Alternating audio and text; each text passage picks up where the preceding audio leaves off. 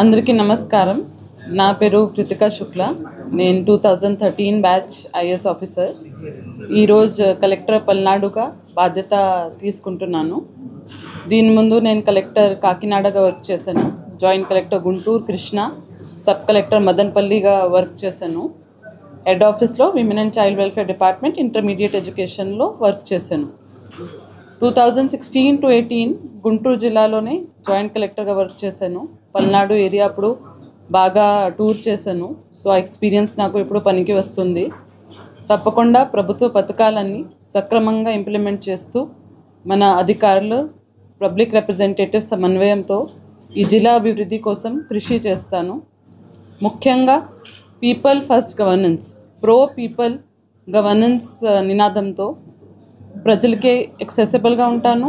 వాళ్ళ గ్రీవెన్సెస్ ఏమైనా ఉంటే దానికి టాప్ ప్రయారిటీ ఉంటుంది.